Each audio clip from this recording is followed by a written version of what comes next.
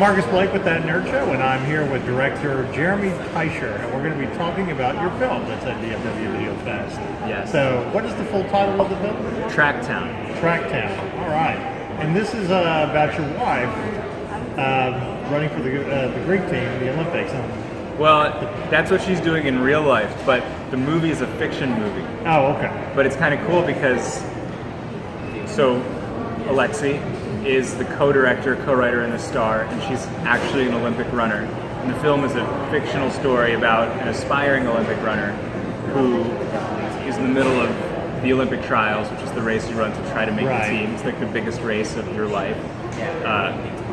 And her character has to take a day off for like the first time in her life. And being like a really sheltered, intense athlete, has never taken a day off before, has a little freak out during this day off and just wanders around town and meets this slacker boy and has a very different day than she's ever had before. And does it, not to give it away, but is it kind of a life-changing day? In some sense? In some ways, yes, I think it is. It happens between the prelims and the finals, and so we get to watch what she does to prepare for the finals after having raced in the prelims. Right. And like all great art, is this loosely based off you guys? It's really funny. No, I think we both identify with like the super intense athlete character, even though I'm not an athlete. But being an indie filmmaker, I am a person who I like to think I work all the time at something that you don't know if you're going to succeed or not. And an athlete is kind of the same thing. And then our main character meets this bakery boy who he seems to not have a care in the world. Just like, who are you? So sometimes I feel that way too. So I think we kind of both identify with the main character in that way. Okay. And it sounds like you're very much exploring this human theme of trying to figure out the kind of person you want to be compared to the person you kind of have to be, or you're trying to figure out your priorities. Right. Especially if you're an athlete training for one of the biggest events in the world. Right. In that way, and that's kind of like a classic indie coming-of-age film theme, and it kind of is that, but in the body of this cool, intense sports movie that I think is unlike any other sports genre movie in that the main character is an actual current professional athlete who ran in the Rio Olympics like a year after she shot the movie. And actually all the athletes in the film are real professional runners. So we got to just like come down for a day and be in the race scene or do a cameo. And we think we can claim, we can't prove it, but we have the most Olympians out of any fiction movie. Okay. Hey, there we go. That would be a great record to have right there, the film. We'll have to figure out how to officially prove it, but I'm unofficially claiming. I think it's treating your film like the Zapruder film, frame by frame, dissecting it, or a Star Wars trailer trying to, get all the Easter eggs. So, late one night when you guys are bored. Right, yeah, exactly.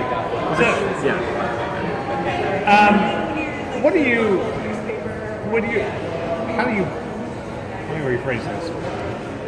How do you figure out your priorities? I mean, well, especially with her in being an athlete. I mean, it seems like to me that there has to be a mixture of having a personal life, having some fun, but sticking to a training schedule.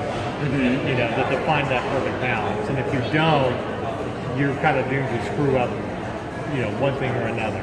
Yeah, and thematically, that's definitely a theme in the movie. And then in our real life, for instance, shooting this movie, we actually, even though it's a fiction film, in a lot of ways we get to approach production kind of like a documentary in that, like, we do have to acknowledge and respect that, like, our main actor is a professional runner, so that impacted how we scheduled our days and when we could shoot and all of that. And she would and what kind of food we had on set.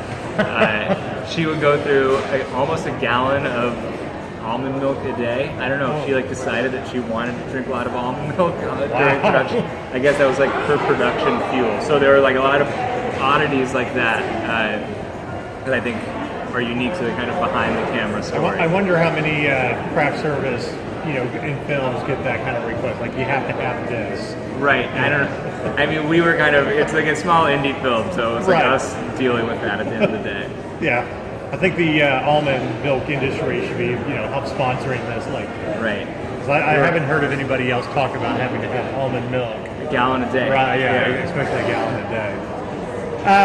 What was the biggest takeaway that you guys took from completing this film? That's a good question. I mean, I think whenever you finish a feature film, Sure. it's like that's like years of your life that you've spent on a project, and it's like a huge. You've grown as a person while you're making Right. it. But I think with this movie, like, Alexi's not going to be a professional athlete, an Olympic athlete forever. Sure. And when you're an indie filmmaker, no matter what genre you're working in, I think, especially when you're starting out and working at lower budgets, you need to ask yourself, what's the story that only I can tell? Right. And so for us, I think our big takeaway is during this period of time in life when she's training like this and running professionally, we've made a movie that kind of captured this time, while we had access to the underwater treadmill facility or the stadium. We used that, and it's not going to be something that we have forever. So, kind of a two-part question, and I know you'll have to answer this because she's not here, but between the runner and the athlete training and the slacker, is there a particular character that you would identify with more? Oh, well, I mean, we kind of talked the runner. I think we both identify with the runner. Right. And it's so, because I, not being an athlete, didn't know how I would identify at all with any of the characters.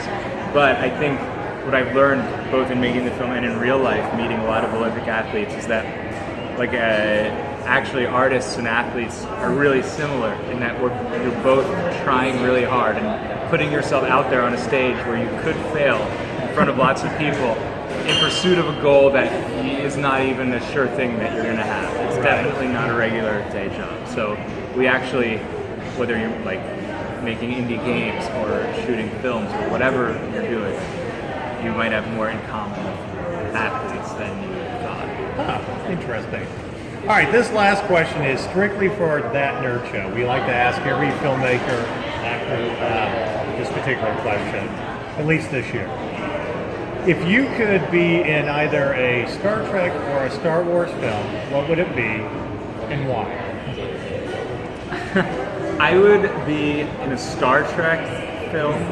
You mean living in the Star Trek universe? Well, as a filmmaker, what would you like to be a part of? Oh, okay. I thought you were asking if I was to be an inhabitant of one universe or the other. I would want to live in a Star Trek universe because it seems like a more stable political situation on the whole. But if I was involved in a film project, I guess part of me wants to say Star Trek because I think you can get a little more highbrow in terms of diving into political conversations. Sure. But Star Wars is also really fun right now. Right. So I guess if I could pick a project to shoot, I would pick a Star Wars. But if I was to live in one universe or the other, I would live in the Star Trek universe. That's an interesting, and doing this question all year long, it's interesting to get the variety of answers. That we get.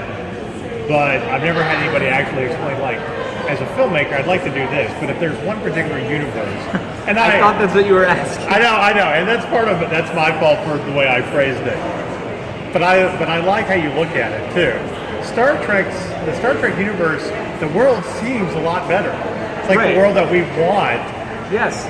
Like Captain Kirk, and the Enterprise and those types, they are having adventures because that seems to be their profession. They seem to be militarily or whatever involved in this. But there's a whole world of worlds that seem pretty stable, whereas Star Wars seems like that whole universe is really in conflict. Yeah, and it seems like they're always in conflict. If they weren't in conflict, you wouldn't really have a story. Right. It seems like Star Wars would be very boring if there was peace. Right. Whereas, yeah, exactly. You're liable to get blown up in Star Wars. Star Trek, you could start a business, you could do whatever. Exactly. Even if it's black market Romulan ale across the neutral zone. Right. That sounds pretty boring. I'm into it. Yeah.